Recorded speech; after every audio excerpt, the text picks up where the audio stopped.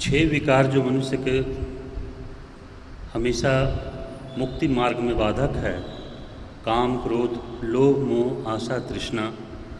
काम से विजय प्राप्त करना से ज़्यादा कठिन है क्रोध पर विजय प्राप्त करना। क्रोध से अधिक कठिन है मोह पर विजय प्राप्त करना। मोह से अधिक है लोभ पर विजय प्राप्त करना। तत्पश्चात अहंकार पर विजय प्राप्त करना। और सबसे कठिन बताया गया था ईर्ष्या, छठा विकार। इन विकारों पर यदि विजय प्राप्त कर लिया जाए तब मुक्ति का मार्ग अच्छा, सरल एक होता बात है। बताओ, परंतु अभी ईर्ष्या के बारे में हम लोग सुने, कोई ऐसा व्यक्ति जो आपको बहुत सताता हो, बहुत दुख देता हो और बहुत अपमानित करता हो, कोई भी लड़ने का बहाना नहीं छोड़ता हो और आपकी बहुत निंदा करता हो, तो उसके साथ यदि कोई दुर्घटना घट जाए अथवा उसके घर में असमय किसी की मृत्यु हो जाए तो अंदर में कुछ प्रसन्नता, अच्छा लगना, गुड फीलिंग बहुत ही बारीक रूप से देखो।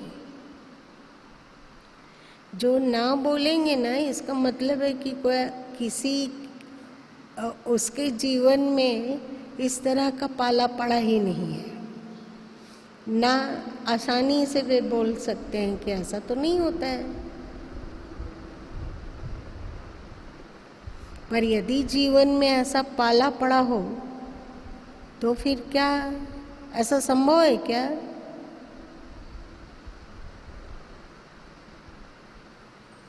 कोई ऐसा है तेरे जीवन में रेनू? कौन है?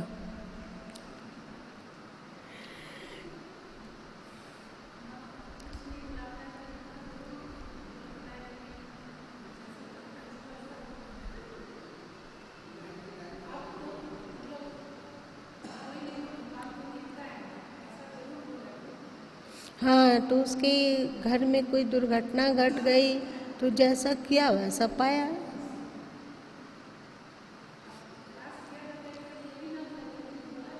नहीं बुलाएगा तो अंदर में रहेगा और दुर्घटना घट जाएगी तो भले ही मुंह से व्यक्त ना करें पर अंदर में तो रहता है कि जैसा किया वैसा भोग रहा है।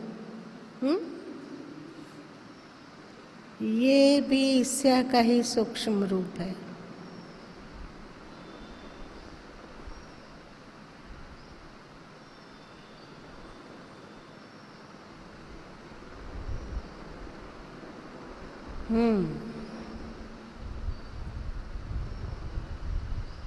आगे पढ़िए।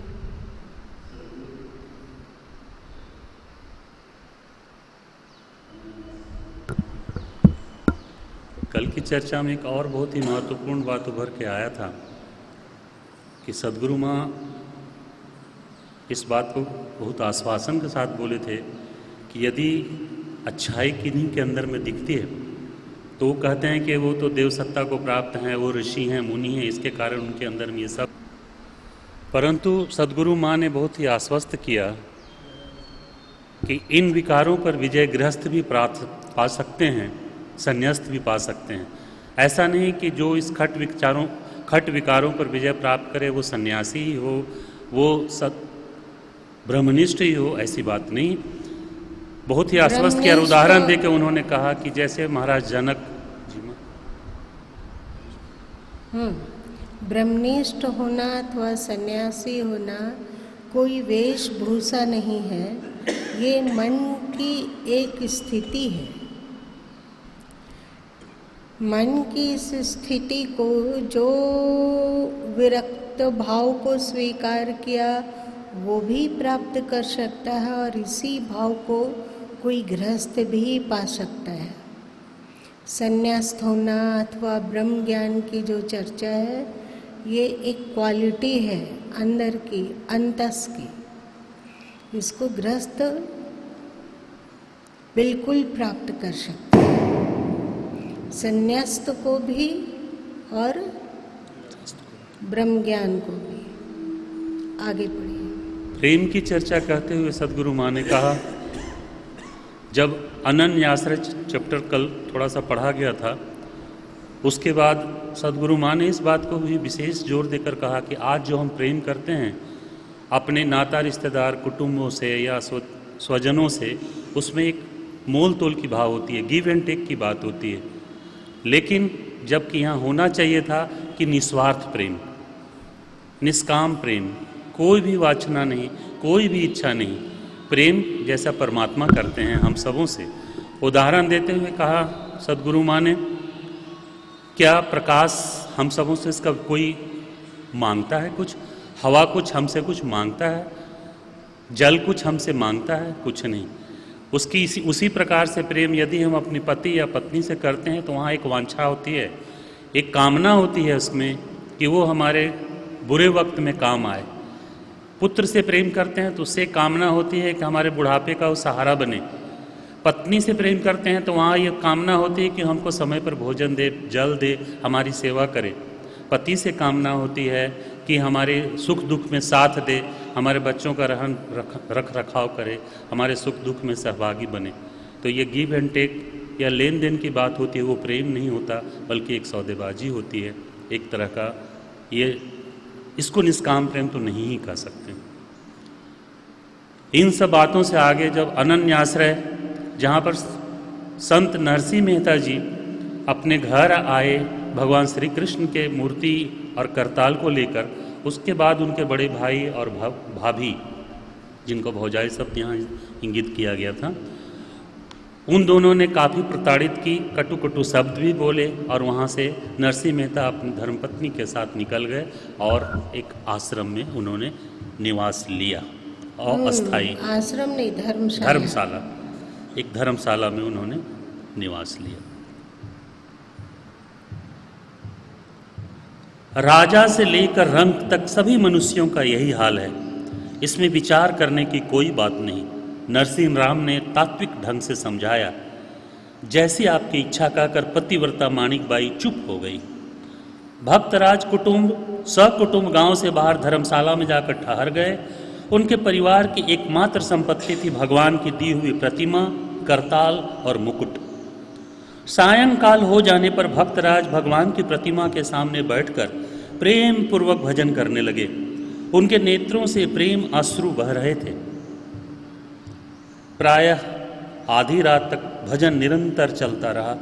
उसके बाद भजन बंद कर नरसिंह राम शयन की तैयारी कर रहे थे कि ठीक उसी समय एक धनाढ़ सेठ ने नरसिंह राम के पास आकर प्रणाम किया और फिर एक ओर बैठ गए। नरसिंह राम मनुष्य मात्र को हरिजन समझते थे। हरिजन माने हरि का जन, और इसलिए सबको इसी शब्द से संबोधित किया करते थे। उन्होंने कहा, हरिजन आप कहाँ रहते हैं? भक्तराज, मैं एक परदेसी महाजन हूँ। आजकल आप लोग जानते हैं इस बात को कि महात्मा गांधी ने हरिजन उस समय के जो दलित थे, पिछड़े वर्ग के थे, उनके लिए उपयोग किया था, ये सोचकर कि तब हरिजन जिसको कहकर वे संबोधित कर रहे थे, उनके प्रति प्रेम होगा। पर हम लोगों के भीतर वर्ण की कटुता इतना अधिक भरा हुआ है कि हम लोगों की बुद्धि ही सड़ गई। इसके कारण हरिजन शब्द से जिनको संबोधित किया गया वे तो ऊपर नहीं ही उठ पाए, पर हरिजन शब्द भले ही दलित शब्द बन गया, मतलब पिछड़ गया, मतलब घृणा पात्र हो गया। यदि कोई कह दे कि हरिजन बंधु प्रणाम, तो आप क्या करेंगे? लड़ने को तैयार हो जाएंगे कि आप हमें हरिजन क्यों कहा? आपको क्या लगता है हम अछूत हैं? मतलब दलित अछूत से तो मुक्त नहीं हो पाए हरिजन शब्द पाकर, पर हरिजन शब्द अछूत जरूर बन गया है कि नहीं? है ना? चलिए आगे पढ़िए।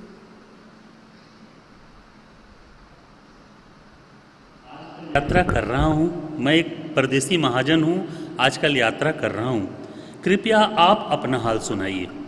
सेठ जी ने संक्षेप में अपना परिचय देकर प्रश्न किया। नरसिंह राम ने अथ से इति तक अपनी सारी घर बीती सुना दी। साधु पुरुषों के दिल में किसी से कुछ छिपाव तो होता नहीं। सेठ जी ने उनकी दशा पर संवेदना प्रकट करते हुए कहा, भक्तराज, आपकी स्थिति सुनकर मुझे बड़ा कष्ट हुआ। यदि आप बुरा ना माने तो मैं आपकी कुछ सेवा करना चाहता हूँ। सेठ जी, आपकी उदारता धन्य है, मैं आपका आभारी हूँ, परंतु सबसे पहले मैं आपका पूरा परिचय जानना चाहता हूँ। नरसिंह राम ने आग्रहपूर्वक कहा। भक्त शिरोमणि, यदि आपकी यही इच्छा है तो मैं पहले अपना पूरा परिचय ही दे देता हूँ। आपसे कोई छिपाव तो है नहीं, मैं अक्रूर हूँ। भगवान श्री कृष्ण को आपके निर्वाह की अत्यंत चिंता रहती है, इसलिए भगवान की आज्ञा से मैं आपके पास आया हूँ। आप जो कुछ चाहिए उसे निसंकोच भाव से मुझे सूचित कीजिए, अक्रूर जी ने कहा। भगवान का अकस्मात कृपा जानकर भक्तराज गदगद हो गए।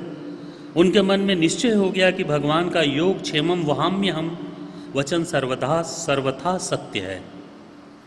कुछ क्षण कृतज्ञता पूर्ण हृदय से भगवान का स्मरण करके भगवान की प्रेरणा से ही नरसिंह राम बोले, महाराज, रहने के लिए एक मंदिर, जीवन रक्षा के लिए कुछ अन्न जल तथा साधु सेवा के लिए आवश्यक सामग्री, इसके सिवा मुझे और क्या चाहिए? अच्छा, प्रातःकाल होते ही आपके आज्ञानुसार सारी व्यवस्था हो जाएगी, फिर तो कोई चिंता नहीं रहेगी। अक्रूर जी ने प्रश्न किया। अभी तो कोई चिंता नहीं रहेगी, अगर कल ईश्वर इच्छा से कोई नई चिंता उत्पन्न हो जाए तो उसे भगवान जाने और आप जाने। भक्तराज ने अपनी ओर से निश्चिंतता प्रकट कर दी। भक्तराज की निश्चिंतता तथा जल पद्मवत संसार से निर्लिप्तता देखकर अक्रूर जी दंग रह गए और उनका द्विअर्थी उत्तर सुनकर हंसते हुए उनकी वाक चातुरी की प्रशंसा करने लग गए। दूसरे दिन प्रातःकाल नरसिंह राम तो स्नान आदि नित्य कर्मों से निवृत्त होकर भजन पूजन में प्रवृत्त हुए और अक्रूर जी सेठ के वेश में शहर में जाकर उनका सारा प्रबंध करने लगे। उन्होंने एक अत्यंत सुंदर मकान उनके रहने के लिए मोल ले लिया और अन्न, वस्त्र तथा अन्यान्य गृहस्थी की सारी वस्तुएं खरीद कर उसमें भर दी। सारा प्रबंध हो जाने पर अक्रूर जी ने भक्तराज के पास आकर कहा, भक्तराज, आपकी आज्ञा के अनुसार सभी वस्तुएं तथा मंदिर तैयार है, आप चलकर देख लीजिए और जैसी राय हो बतलाइए। मेरी राय क्या है? आप जैसा ठीक समझे वैसा कर दें। आपकी राय में ही मेरी राय है।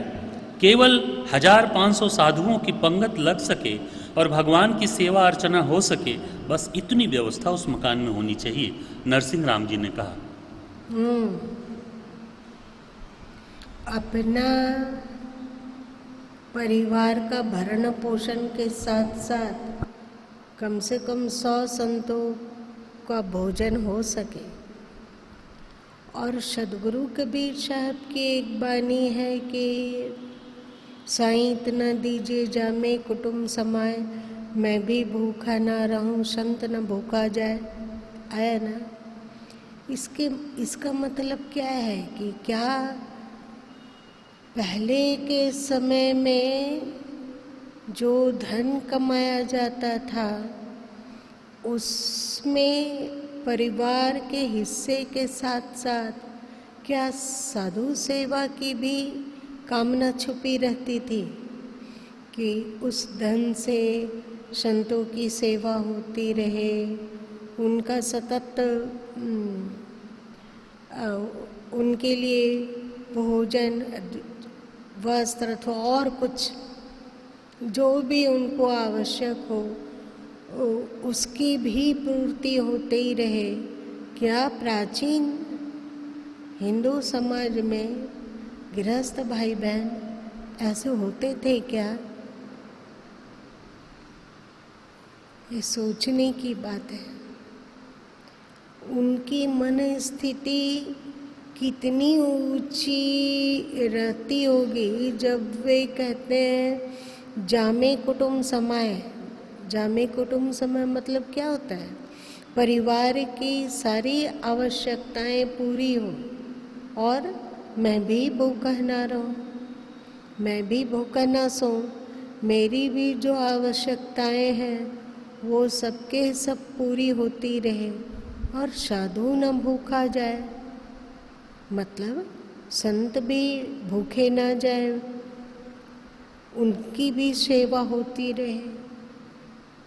गृहस्थों का कितना उच्च मन स्थिति रहा होगा, अथवा नरसिंह मेहता का कितना उच्च मन स्थिति रहा होगा। यार आज यदि अक्रूर जी हम लोगों के पास आए और पूछे कि बोल तेरे को क्या चाहिए, तो हम लोग फरमाइश की एक लंबी लिस्ट बना देंगे, पर क्या उसमें संत सद्गुरु भी समाविष्ट रहेंगे हमारी कामना में?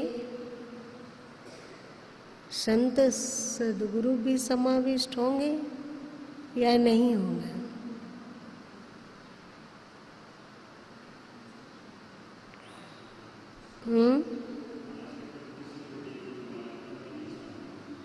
नहीं समझ। सही बात है। बोलना सोचना अलग बात है, पर उनको अपना सगा मानना उतना ही जितना परिवार को मानते हैं अथवा अपने जीवन को मानते हैं, है ना? 3 बात सद्गुरु कबीर साहब कहे। एक कुटुंब समय परिवार के बारे में बोले, दूसरा अपने बारे में कहें कि मैं भी भूखा ना रहूं, और तीसरी बात उन्होंने संत को जोड़ा कि साधु न भूखा जाए। सच में ऐसे सद्ग्रस्तों को बिल्कुल प्रणाम करने का मन करता है।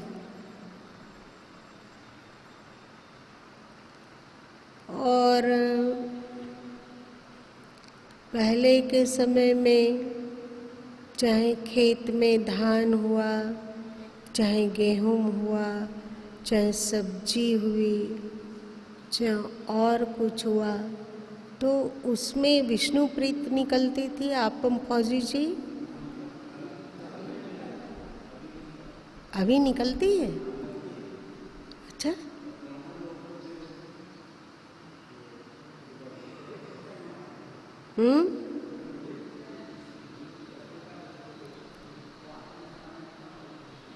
अच्छा, बहुत अच्छी बात है। और दूसरी बात है कि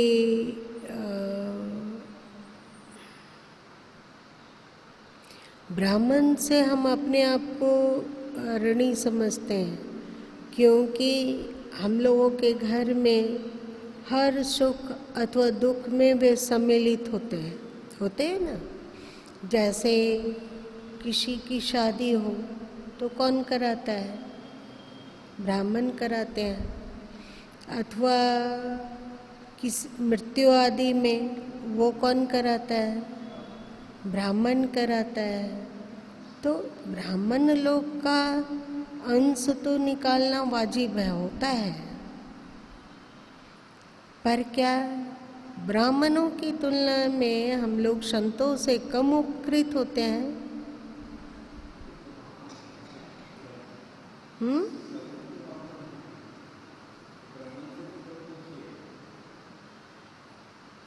तो क्या संत को हम अपने जीवन का अभिन्न अंग बना पाते हैं?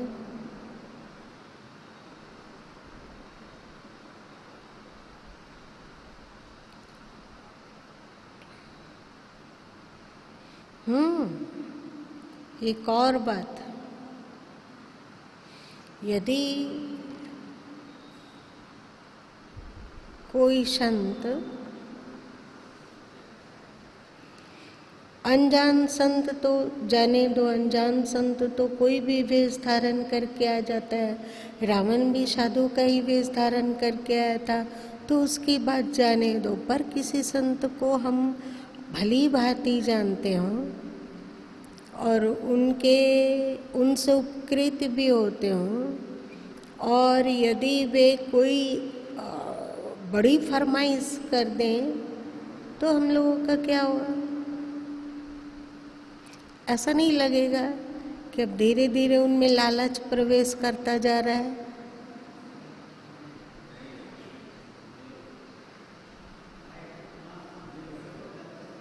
क्या?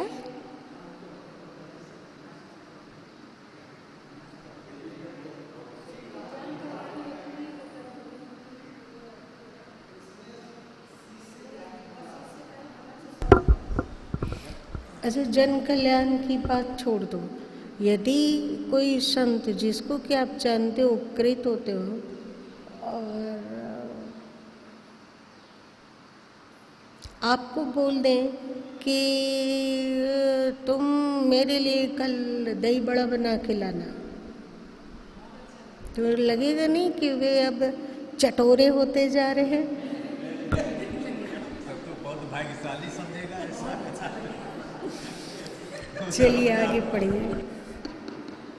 ऐसा अगर आगे मिलेगा तो बहुत भाग्यशाली समझेगा। आप चलिए ना, सब प्रकार की व्यवस्था हो गई है। अक्रूर जी ने उत्तर दिया। भक्तराज परिवार सहित उस मकान में आ गए। उन्होंने देखा मकान के अंदर श्री कृष्ण मंदिर, कीर्तनशाला, पाकशाला, भंडार घर, अतिथिशाला, सोने बैठने की जगह इत्यादि सब बातों की पूर्ण व्यवस्था है। भंडार घर में 3 वर्ष तक के लिए पर्याप्त अन्न आदि सामग्री भर दी गई है, किसी वस्तु की कमी नहीं है। अक्रूर जी ने कहा, भक्तराज, भगवान श्री कृष्ण के आज्ञा अनुसार मैंने सारी व्यवस्था कर दी है। यह 5000 स्वर्ण मुद्रा आपको व्यय के लिए देता हूँ।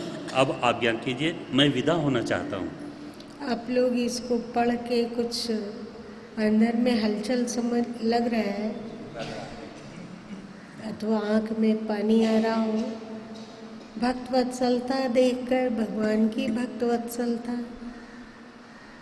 कितनी ऊंची है! क्या यह सच है जो उन्होंने कहा, योगक्षेम वहाम्यहम्? योगक्षेम वहाम्यहम् का स्पष्ट उदाहरण क्या हृदय को भाव विभोर नहीं कर रहा है? आगे पढ़ा। भगवान के जन भक्तवत्स स्वरूप ही होते हैं। परम भागवत नरसिंह राम सहसा कैसे अक्रूर जी को विदा कर देते। प्रेम अश्रुओं से उनके नेत्र भर आए, गला रुंध आया। उन्होंने किसी तरह जैसी आपकी मर्जी कहकर उन्होंने जय श्री कृष्ण किया। अक्रूर जी विदा हो गए। माणिक बाई ने रसोई बनाई। भक्त परिवार ने भगवान को भोग लगाकर अमृत स्वरूप प्रसाद ग्रहण किया। माणिक बाई ने बड़े संतोष और आनंद के साथ कहा, प्राणेश, आपका वचन तो अक्षरशः सत्य उतरा। आपकी भक्ति के प्रभाव से अपने आप सारी व्यवस्था हो गई। नरसिंह राम ने कहा, प्रिय, इसमें आश्चर्य की कोई बात नहीं। मनुष्य की रक्षा मनुष्य के द्वारा कभी नहीं हो सकती। जगत भर का पोषक स्वयं परम पिता परमेश्वर ही है। जो मनुष्य उनका अनन्य आश्रय ग्रहण कर लेता है, शोक चिंता उसके पास तक नहीं फटकती। फिर मुझे तो भगवान श्री कृष्ण ने वचन दिया है कि अनन्य भाव से मेरा चिंतन करता हुआ जो मनुष्य मेरी उपासना करता है, उस नित्य युक्त मनुष्य का योगक्षेम मैं वहन करता हूँ। प्रिय, हमारा कार्य तो बस इतना ही है कि हम अनन्य आश्रय होकर उसका भजन पूजन करते रहें।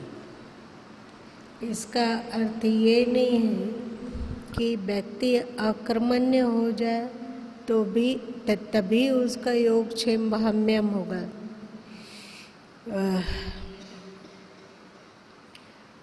नरसिंह मेहता से भगवान क्या बोले नहीं बोले उसको तो हम लोग नहीं सुने हैं ना जानते हैं। शायद वे नरसिंह मेहता से व्यक्तिगत बात कहे हों कि केवल तुम अनन्य भाव से भक्ति पूजन करो, पर सार्वजनीन तो उन्होंने कहा नहीं ना कहा। सार्वजनीन में गीता उठाएंगे तो गीता में वे कहते हैं कर्मण्येवा धिकारस्ते, तुम अपना कर्तव्य करो, है ना, कर्तव्य करो और मेरी आज्ञा अनुसार जो तुम्हारा कर्तव्य है उसका भली भांति परिपालन होने पर योगक्षेम वहाम्यहम्, मैं तुम्हारे योग और क्षेम को अपने जिम्मे ले लूँगा। ठीक है, पर एक बात है कि योगक्षेम वहाम्यहम् का आश्वासन पाकर ऐसा ना हो कि आप इसी आश्वासन को भस्मासुर की तरह भगवान के ही सिर पर हाथ फेरने के लिए उद्धत हो जाए। मतलब क्या?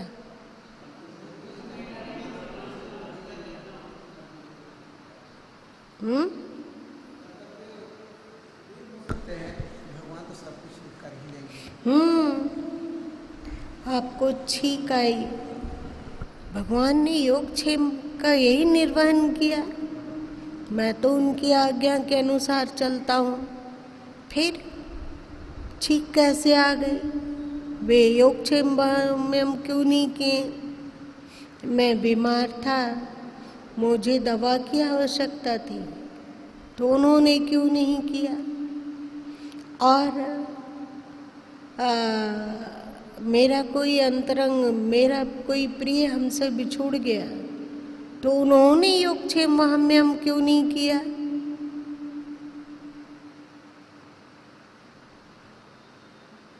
किसी परेशानी में पड़कर मैं रो रहा था, तो वे क्यों नहीं आंसू पोंछने आए? हम लोग जो ऊपर देखकर बोलते हैं ना, वे ऐसा क्यों नहीं किए, वैसा क्यों नहीं किए? एक बार सोचो कि क्या हम लोग जिस क्वालिटी में श्री कृष्ण कह रहे हैं योगक्षेम वहाम्यहम्, क्या वो क्वालिटी हमारे में है?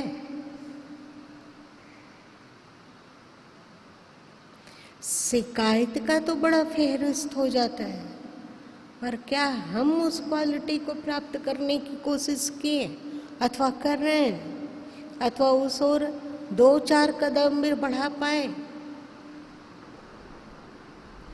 श्री कृष्ण ने कहा मन मना भवा। आज सुबह थोड़े गुरु माँ कंफ्यूज हो गए थे। अर्जुन को श्री कृष्ण बार बार कहते हैं युद्ध युद्ध युद्ध युद्ध युद्ध करो, उठो गांडीव समारो, युद्ध करो। तो चलो ये बात जाने कि ये दोनों तरह के युद्ध के बारे में कह रहे हैं। एक क्षत्रिय हो, मतलब सैन्य वर्ग हो, सैनिक हो, तो उसे अपने राष्ट्र की रक्षा हेतु अथवा राष्ट्र के बॉर्डर पर दुश्मन प्रवेश ना करे, इसके लिए चौकन्ना होने का कर्तव्य है। ठीक है, ये सैनिक का कर्तव्य है और राजा का भी कर्तव्य ये होना ही चाहिए, होना चाहिए ना। अगर इस बात को प्राचीन भारत में लोग जानते, ये महात्मा बुद्ध का बुखार नहीं चढ़ता। महात्मा बुद्ध आए, उन्होंने क्या कहा? उन्होंने क्या कहा? अशोक,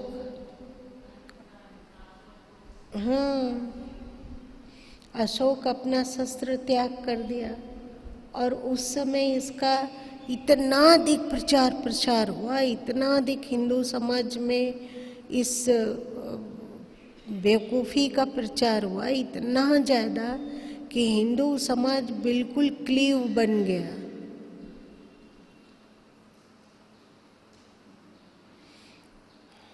कोई बड़ा युद्ध हो रहा हो,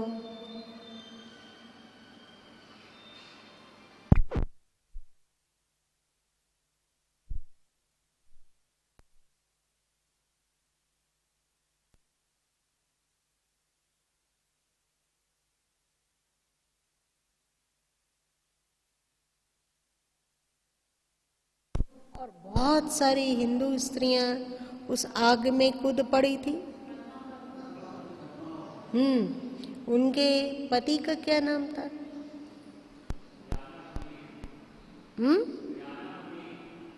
राणा? कौन बोला? रतन सिंह? सही बात। जानते हो, एक बार उन्होंने अलाउद्दीन खिलजी को पराजित कर दिया और फिर क्षमा कर दिया, क्षमा कर दिया, और फिर वो अलाउद्दीन चला गया।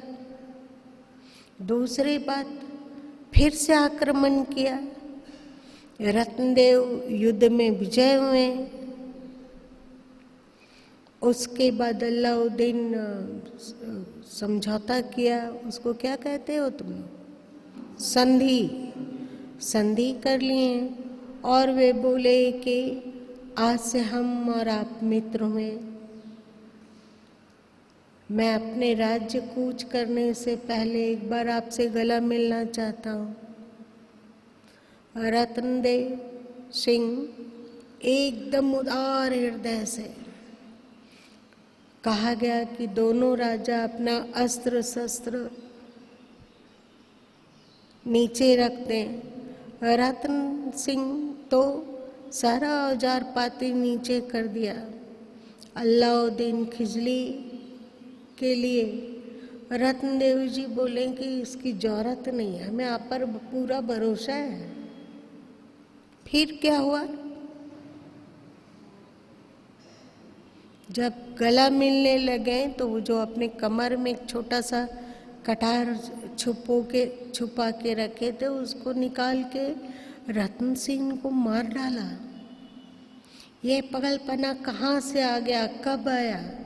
जबकि हिंदू सभी देवी देवता अस्त्र शस्त्र से सुसज्जित हैं। ऐसा कोई भी देवता बताओ जिसके पास कोई अस्त्र शस्त्र नहीं है क्या? पर इतना क्लेव कैसे हो गया हिंदू समाज? भारत के लोग इतने नपुंसक की प्रवृत्ति कैसे अपनाए? कहाँ से आया ये सब? सोमनाथ मंदिर पर जब आक्रमण हुआ तो गायों को सजा के भेज दिया कि युद्ध करेगी गायें, क्योंकि 33 करोड़ देवता है और भगवान अपनी रक्षा स्वयं कर लेंगे। तो आप लोगों को क्यों बनाया? आप लोग फिर क्या करोगे? अगर वे अपना काम सब कुछ कर ही लेते तो आपको बनाने की आवश्यकता ही नहीं थी। आपको बनाया, शक्ति दिया और कहा अपने राष्ट्र की रक्षा करो, है ना? तो हम लोगों ने क्या किया कि देवता से अनाज मिलता है वो तो खाएंगे, वो हम खाएंगे। उस समय नहीं होगा कि देवता अपने खा लेंगे। ऐसा तुम लोग कहते हो क्या? नहीं कहते हो। जब वे आपके लिए सूर्य उदय करते हैं तो आप तो नहीं कहते हो कि इसका लाभ वो स्वयं उठा लेंगे, हमें नहीं चाहिए। तो ये कैसे हो गया कि मंदिर की रक्षा वे स्वयं कर लेंगे, उनका मंदिर है वे स्वयं रक्षा कर लेंगे।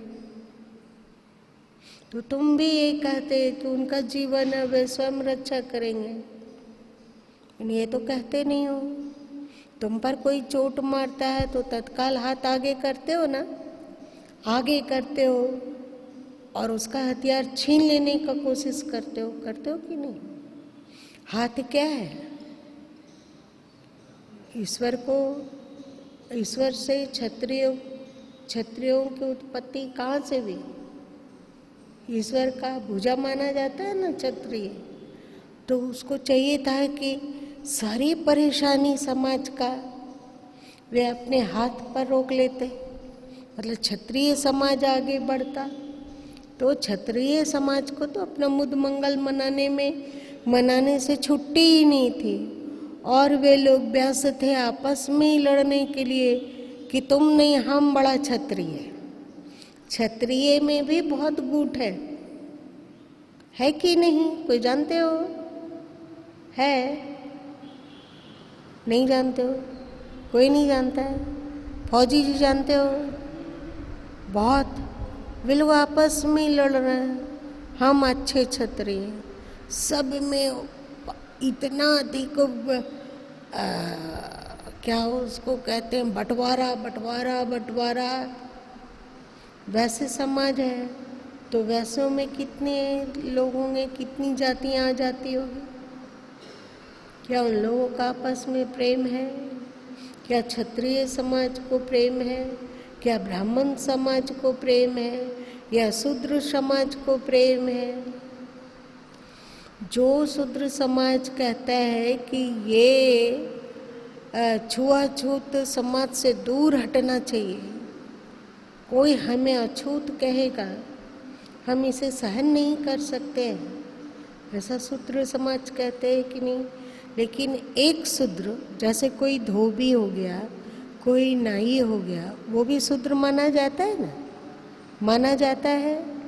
तो क्या वो डोम से और रविदास से उस बराबरी का व्यवहार करते हैं जो कि स्वयं बराबरी का व्यवहार चाहते हैं, जिससे बराबरी का व्यवहार चाह रहे हैं, पर वो स्वयं बराबरी का व्यवहार नहीं कर रहे हैं। शूद्र समाज में भी बहुत फाड़ है, उन लोगों में भी हम श्रेष्ठ, वो तुच्छ घुसा हुआ है ना। सब आपस में लड़ के मर जाओ, इसके सिवा कुछ हिंदू लोग सीखा क्या?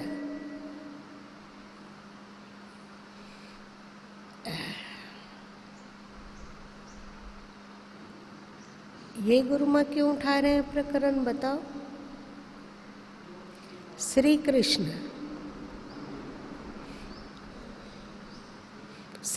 ने कहा यथोचित कर्तव्य करने के लिए, कहा कि नहीं?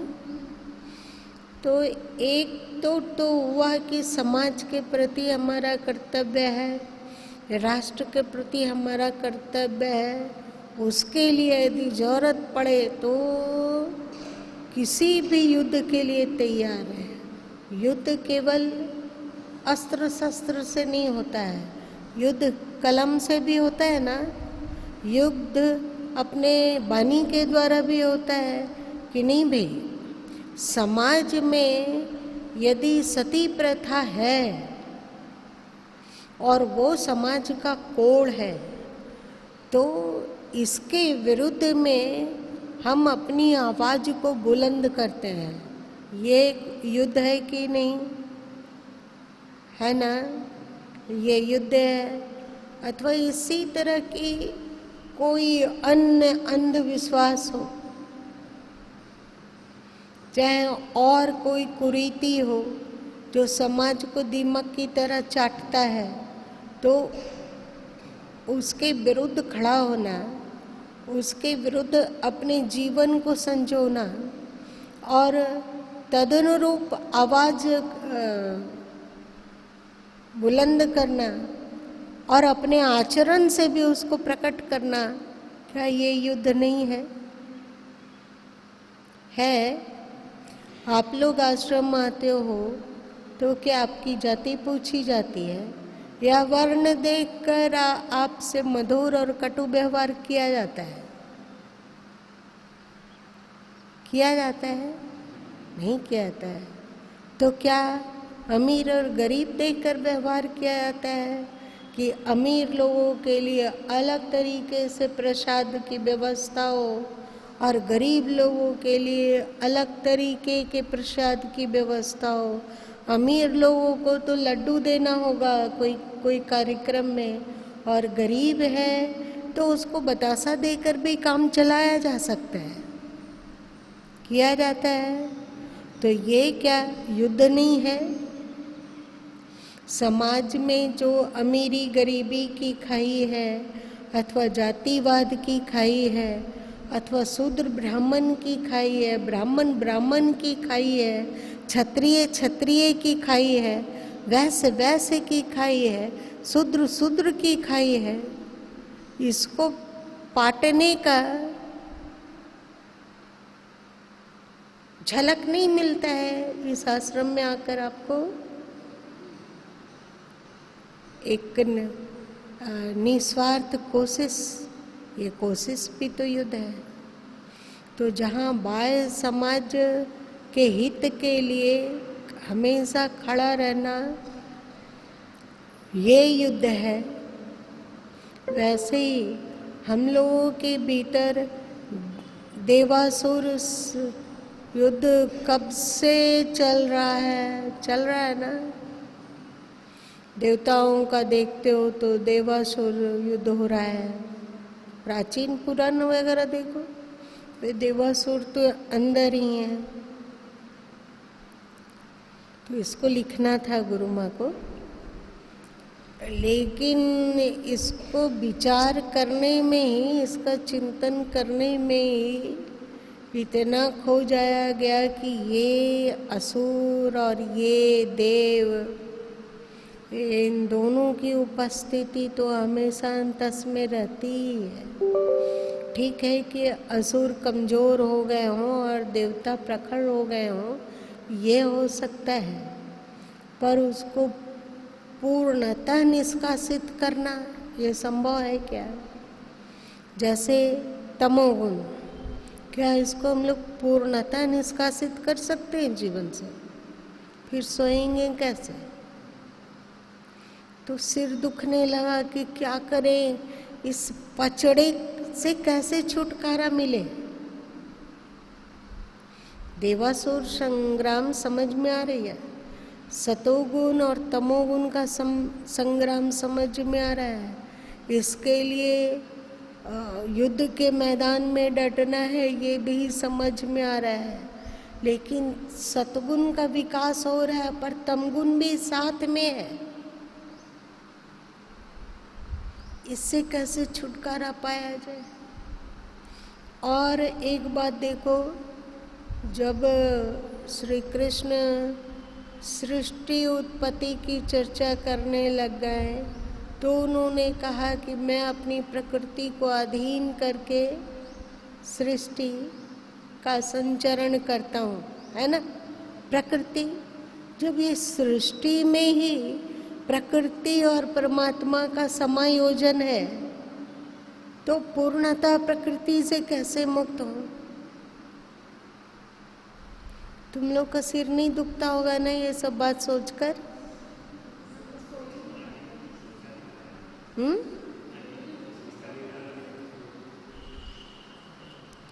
बहुत परेशान हुए।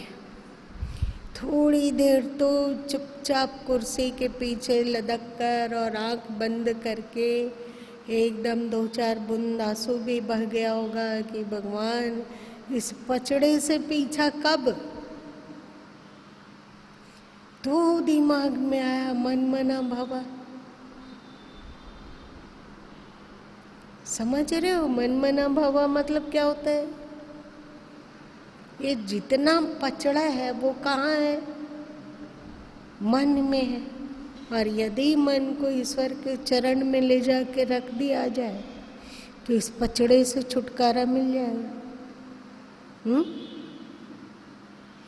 चल, श्री कृष्ण ने गीता में अपने भक्तों की इस तरह की क्वालिटी बतलाई कि नहीं? यदि हम ईश्वर में मन मना भावा हो गए तो दुनिया से दुखी होकर उनसे शिकायत करने की प्रवृत्ति हम लोगों में जीवित रहेगी? नहीं रहेगी। तो हम लोग तो पूरी भक्ति कर पाते नहीं हैं और ईश्वर से कहते हैं प्रभु योग चौमाम्यम तुमने नहीं किया, इसलिए आज से तुमसे कटिस, तुमने नहीं किया।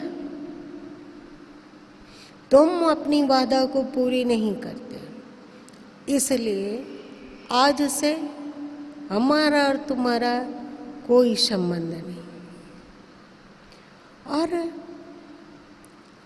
आश्चर्य होता है, तुम लोग के टीवी में अनेक सीरियल आते होंगे, तो जो उसके निर्माता हैं,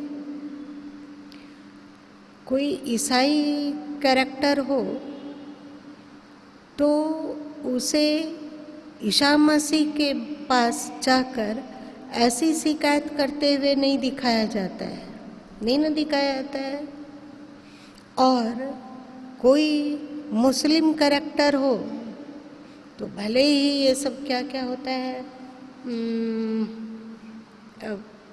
सूफी मज़ार वगैरह में बहुत से मुस्लिम को जाते दिखाया जाता है, लेकिन वहाँ भी वे ये नहीं कहते हैं कि यदि तुम मेरी बात नहीं सुने तो अब हम तुम्हारे सामने कभी सिर नहीं झुकाएंगे। और वहाँ यदि हिंदू कैरेक्टर को भी पहुँचा दिया जाता है तो वो भी ये नहीं कहता है कि तुम मेरी बात सुनो वरना तेरे आगे सिर नहीं झुकाएंगे, कहता है। और जब हिंदू को किसी मंदिर में पहुंचा दिया जाता है, चाहे वो कृष्ण का मंदिर हो, शिव का मंदिर हो, अथवा गणपति जी का मंदिर हो, तो वहाँ जाकर उसको शिकायत करते हुए दिखाया जाता है कि प्रभु तुम मेरी बात सुनो, मेरे आह्वान को सुनो, मेरी प्रार्थना पूरी करो, वरना आज से देखे होगे तुम लोग हिंदू कैरेक्टर पुराने हिंदी फिल्मों में, कभी दिलीप कुमार चिल्ला रहा है जोर से, देखे होगे पुराने। अभी भी क्या ये हिंदुओं के विरुद्ध कोई साजिश का हिस्सा है? जितने जो विलेन लोग होते हैं उन लोगों के सिर पर बड़े बड़े टीके खींचे रहते हैं लाल कलर का, देखे हो तुम लोग? उनको दुर्गा मंदिर में बहुत भक्ति करते दिखाया जाता है और लाल टीका खींचा हुआ दिखाया जाता है।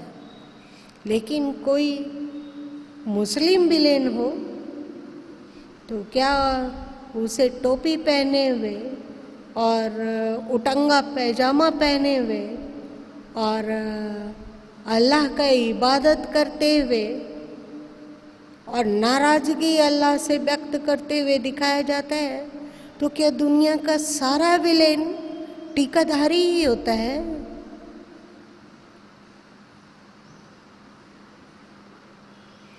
पता है गुरु माँ थोड़े से भाग रहे हैं, अपने मार्ग से दूसरे तरफ जा रहे हैं, लेकिन क्या सोचने की आवश्यकता नहीं है कि क्या ये हिंदू समाज के प्रति कोई गुप्त षड्यंत्र का हिस्सा है? क्या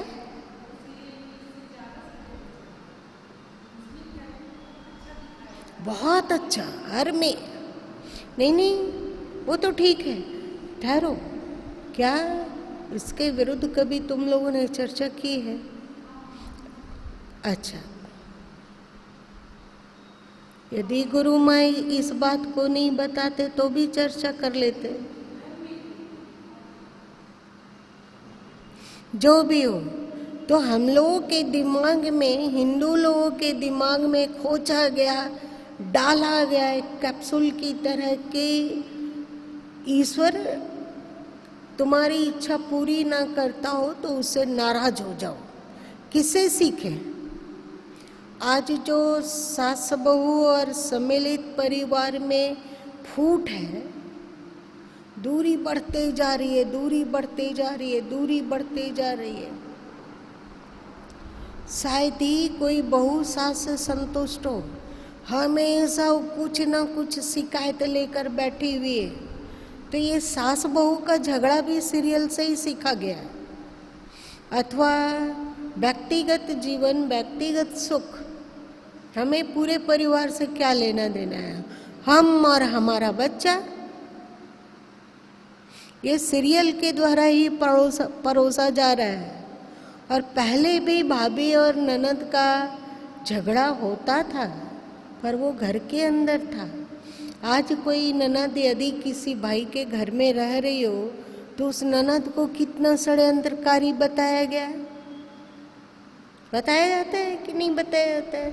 ज़्यादातर सीरियल में यदि ननद है तो वो षड्यंत्र ही करती दिखती है। ये सब कौन सिखा रहा है? सीरियल। आज और ननद के प्रति कटुता हो गई, आज और अधिक सास बहू में कटुता हो गई, देवरानी जेठानी में कटुता है। देवरानी जेठानी है तो वहाँ क्या कोई प्यार की कहानी चल रही होती है? या तो जेठानी षड्यंत्र करती है तो देवरानी करती है। तो समाज के दिमाग में खोज खोज के भरा जाता है कि फूट। क्या हिंदू समाज में ये कोई षड्यंत्र नहीं दिखता है तुम लोगों को? तो भगवान से हम लोग शिकायत ये शिकायत करना भी हम लोगों को पिक्चर सिखलाता है और सीरियल सिखलाता है। याद करो जब सीरियल और पिक्चर का निर्माण नहीं हुआ हो उसके पहले वाला ज़माना याद करो अथवा इतिहास का खोज करो। क्या उस समय भी लोग ईश्वर से शिकायत करते थे और ईश्वर को आंख दिखाते थे कि तुम मेरी बात नहीं सुने तो हमें तुमसे कोई मतलब नहीं है, फिर हम तुम्हारे आगे सिर नहीं झुकाएंगे? खोजो, ये शोध का विषय है और देखकर दुखी हो जाओगे कि उस समय इस तरह की कोई शिकायत की प्रवृत्ति ही नहीं थी, शिकायत की प्रवृत्ति ही नहीं थी। तो ये जो शिकायत की प्रवृत्ति आई ये जहर कौन डाला?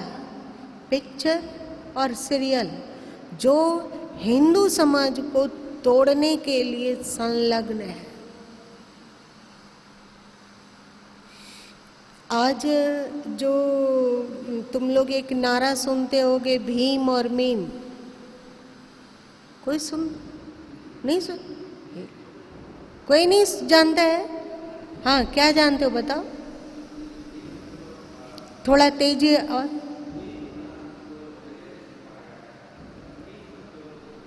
मुसलमान है, इसकी एकता जिंदाबाद।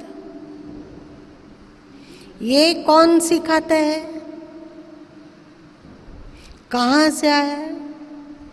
ये जहर मीडिया परोसती है और किसी भी नेगेटिव समाचार को बहुत ज़्यादा फोकस करके बताना। यदि हिंदू लड़की बलात्कार की शिकार हुई और कोई मुस्लिम लड़का के द्वारा हुआ तो उसका मीडिया में कितना दिन कवरेज चलेगा और कितनी पार्टी उसका विरोध करेगी? और जब कभी हिंदू लड़का किसी मुस्लिम लड़की का शोषण किया उसके लिए कितने पार्टी वाले लोग खड़े हो जाएंगे और उसके लिए मीडिया कितना दिन कमर कस के तैयार रहेगी? बोलो, सभी पार्टी के लोग कमर कस के तैयार हैं। ये क्या हो रहा है?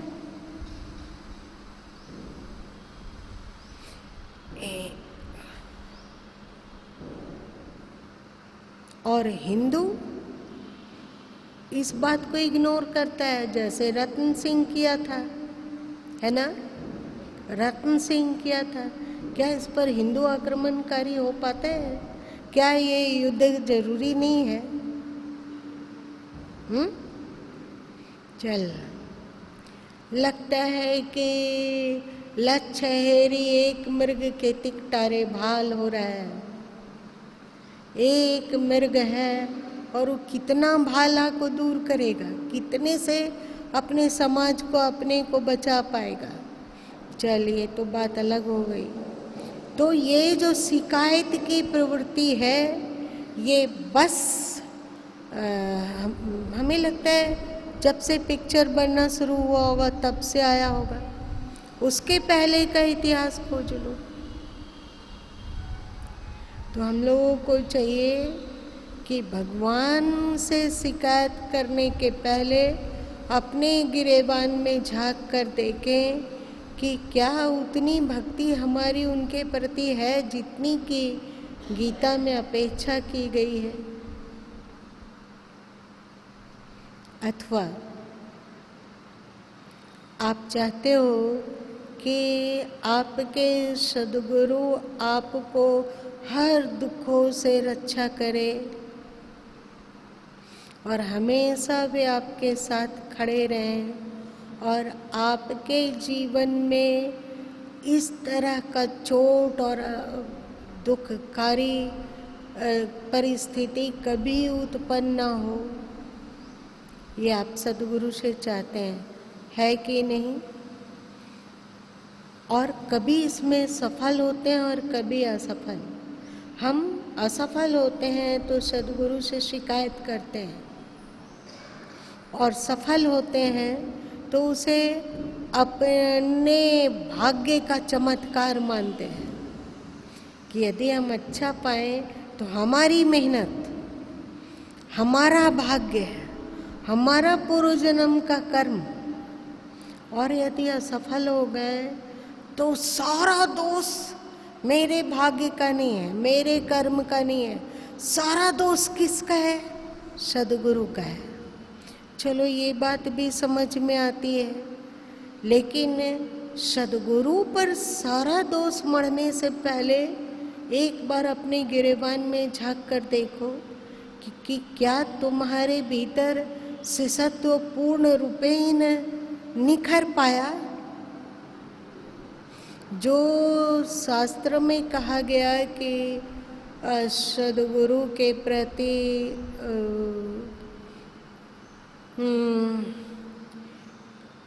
ईश्वरवत व्यवहार, उनके लिए एक लगाव की अनुभूति, एक अपनापन, उतना ही अपनापन जितना कि परिवार के प्रति अपनापन होता है, उतना ही लगाव,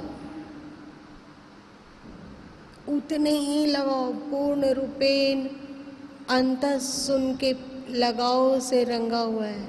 कम से कम परिवार इतना। आप में से सत्व निखरा नहीं और आप उनसे अपेक्षा बहुत बड़ी बड़ी की है। वस्तुतः गुरु न किसी की अपेक्षा पूरी करता है और न किसी की अपेक्षा को अस्वीकार करता है। उसकी ही भक्ति, जिस क्वालिटी की उसकी भक्ति होती है, उसके अनुरूप फल पाता है वो। ये मैनुअल नहीं है, ऑटोमेटिक है, अपने पाता है। एक बात और कि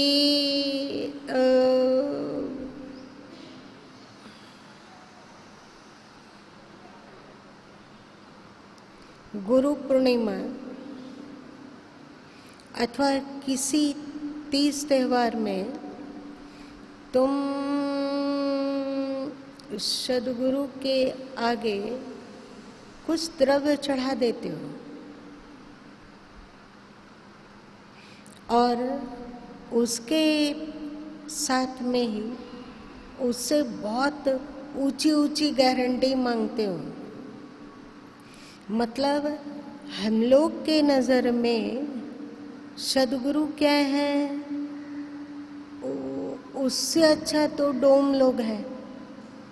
यदि वो आपके घर में साफ सफाई करेगा और कहता हो कि हमें इतना इतना सफाई करवाने के लिए आप बुला रहे हैं, तो हम भाई सब कर देंगे पर 2000 रुपया लेंगे। और आप डोम से ये अपेक्षा नहीं रखते हो कि वो पूरी जिंदगी की गारंटी दे कि तुम्हारा शौचालय हमेशा चमचमाते रहेगा। 2000 में किसी डोम से तुम लोग गारंटी मांगते हो क्या? नहीं मांगते। आप अपने लिए पोशाक खरीदते हो, पोशाक आज के समय में महंगा पोशाक खरीदने का बहुत चलन है, तो आप अपने लिए 15,000 का पोशाक लाए 15,000 का पोशाक लाए, तो आप उस दुकानदार पर और वो जो कपड़ा आप लाए उससे आप गारंटी नहीं मांगते हो कि जिंदगी भर इसी तरह 15,000 का वो पोशाक मिलता रहेगा जीवन। ऐसा होता है क्या? तो क्या सदगुरु ये डोम और तुम लोगों के कपड़े और इत्यादि से ज़्यादा चीप है? उनसे इतना गारंटी क्यों मांगते हो? अगर गारंटी मांगते हो तो ये जो है ना धन, ये बहुत छोटा चीज़ है। सबसे बड़ी चीज़ है लगाव,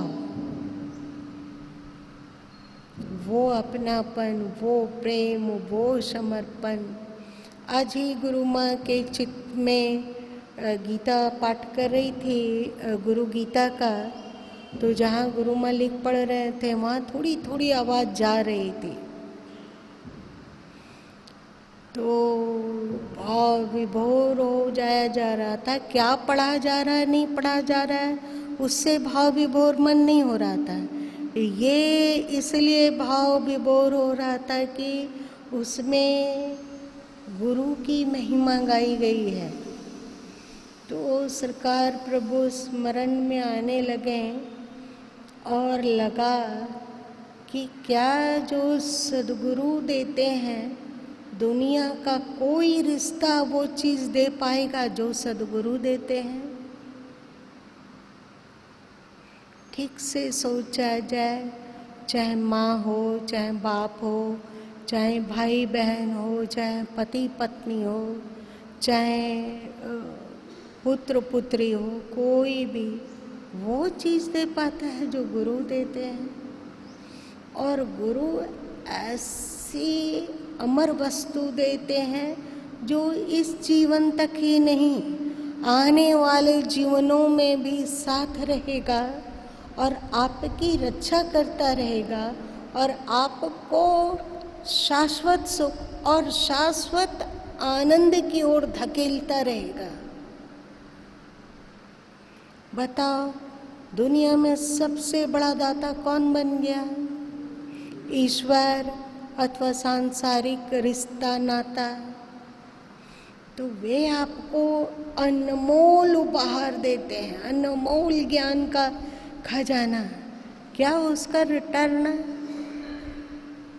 आप अपनी सेवा से, चाहे शारीरिक सेवा हो, चाहे आर्थिक सेवा हो, चाहे और कुछ हो, इतने मात्र से कर लेंगे या उसमें लगाव का भी संपुट आवश्यक है?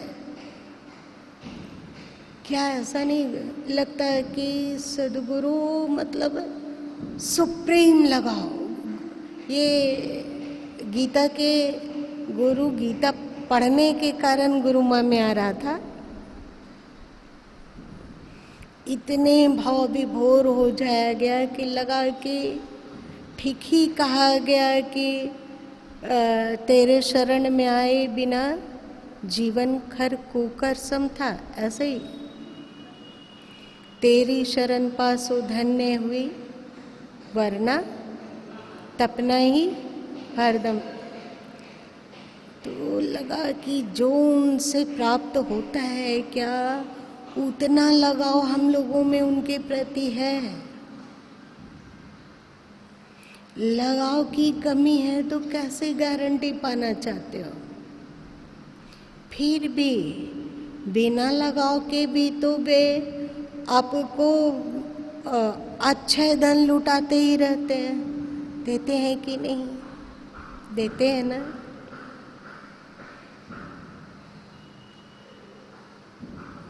एकदम दिमाग भाव विभोर हो गया और दोनों ये मन मना भावा, जो पहले वाला परेशानी था कि इस मन के दैविक और असुरी वृत्ति का युद्ध वाला पचड़ से कैसे छुटकारा मिले। और साथ में हमारे अंतस और हमारे शाश्वत आनंद की गारंटी का एक सूत्र मिल गया, वो था सरकार प्रभु का शरण। उनके प्रति दुनिया में जितने भी जो कुछ है उन सबसे ज़्यादा गुरु माँ में लगाव रहा है सरकार प्रभु के चरण में। उतना लगाव और कहीं नहीं रहा, ना मोक्ष में, ना ज्ञान में, ना ध्यान में, ना पैसा में, ना प्रतिष्ठा में, ना विद्वता में, कहीं ना ईश्वर में और ना दुनिया में, कुछ भी नहीं। पद प्रतिष्ठा में वैसा लगाव कुछ नहीं रहा जितना कि अपने सदगुरु के चरण में लगाव रहा। जब गुरु माँ कभी उनकी सेवा करते थे अथवा उनका वस्त्र धोने को मिल गया तो वस्त्र बाद में धो पाते थे। पहले उस वस्त्र को कितना देर तक सिर से लगा के रखते थे, कितना देर तक हृदय से लगा के रखते थे कि मेरे ज्ञानी गुरु का ये वस्त्र है। उनका अनु परमाणु इस वस्त्र में अनुप्राणित है और ये वस्त्र क्योंकि सदगुरु का है इसीलिए बोलो मत कि एक एक वस्त्र धोने में कितना समय लगता था। लगाओ। यदि गुरु माँ के जीवन में कुछ अद्वितीय चीज रहा तो वो दिखता है अपने सदगुरु के प्रति एक पागलपन का लगाव। लगाव नहीं, पागलपन का लगाव। सदगुरु की सुख, सदगुरु की सुविधा, सदगुरु की सेवा और अंतिम समय में अपने सदगुरु के ऊपर बिल्कुल एक माँ जैसा अपनी आंचल को फैला देना। मतलब कि जब वे स्वस्थ थे तब उन्होंने हमें ज्ञान दिया अथवा उनकी भक्ति से इतना कुछ पाया। आज वे अस्वस्थ हैं और अब उनके द्वारा जो मिला हुआ ज्ञान है उसमें उनका ये कष्टपूर्ण समय भी स्थित बना रहे। वहाँ पर कोई भौतिक चर्चा ना हो, वहाँ उनके आँख के आसपास कोई ऐसा व्यक्ति ना आ जाए कि जिसके प्रति सदगुरु का करुणा हो अथवा संसारीपन का संसार में उनकी वृत्ति आए, ऐसा ना होने पावे। इसके लिए पुरुषार्थ ये लगाओ गारंटी देता है मन का भी कि मन मना भवा। बिना मन का लगा हो सकता है क्या? तो उनके चरण में मन चला गया अपने आप, मन मना भवा भी हो गया पूरा और अंदर का युद्ध भी शांत हो गया और बाहर जो संसार में आसक्त होकर बार बार भटकते हैं वो भी नहीं रहा। क्योंकि कोई भजन है ना, सबसे ऊंची प्रेम सगाई है ना, कोई भजन है, हाँ, सबसे ऊंची प्रेम सगाई। और सदगुरु के प्रति सबसे ऊंची प्रेम सगाई हो जाने पर फिर सब कुछ की गारंटी है। तो फिर वो गीता का योगक्षेमवहाम्यहम्, इससे कोई भी वंचित नहीं रह पाएगा। मतलब योगक्षेमवहाम्यम होगा, हो ही नहीं सकता है। पूरी दुनिया की शक्ति विपक्ष में आ जाए, पर योगक्षेमवहाम्यम उसके इस श्वास, शरीर के अंतिम श्वास तक तो हो गई, साथ साथ आने वाले जीवन में भी योगक्षेमवहाम्यम चलता रहेगा।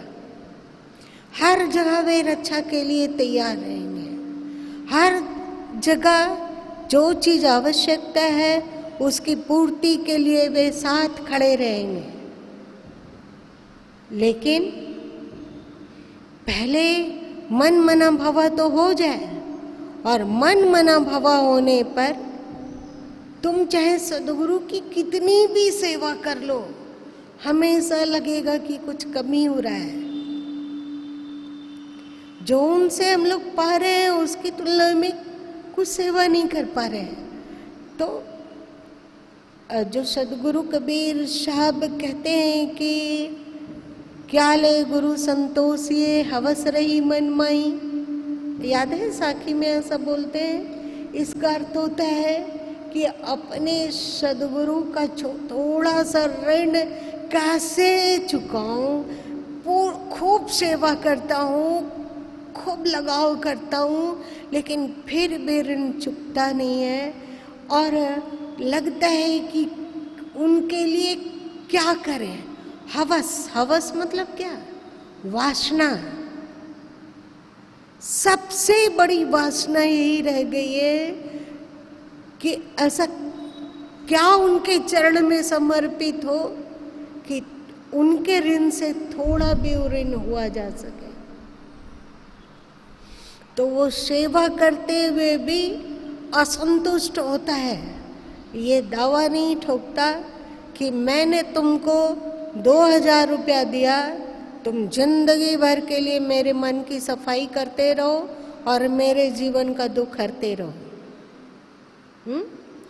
ये यदि गारंटी चाह रहे हो, मतलब अभी तुम्हारे पास है ही नहीं शिष्यत्व अथवा भक्ति अथवा लगाव।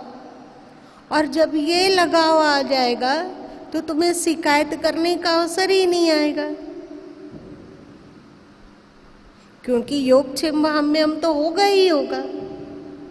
अगर नहीं होता है तो इसमें दोष गुरु गोविंद का नहीं है, दोष हम लोगों की भक्ति का है। समझ में बात आ रही है मेरी?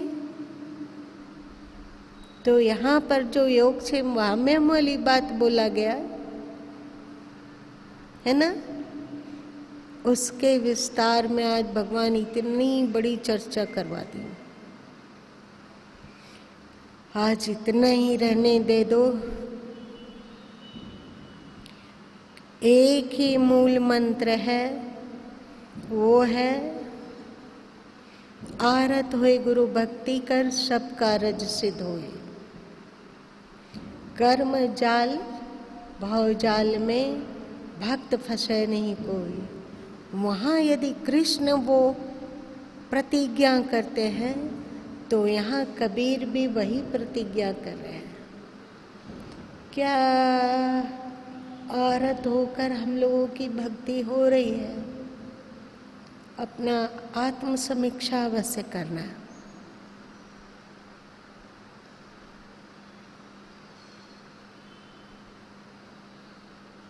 आज इतना ही रहने दो।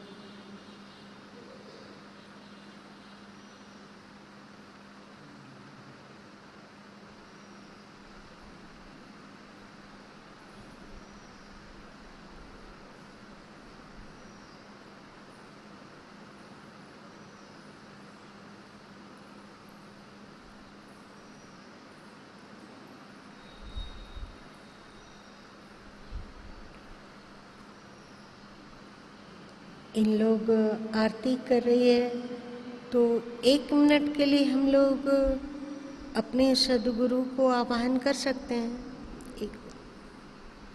एक छोटा सा कीर्तन।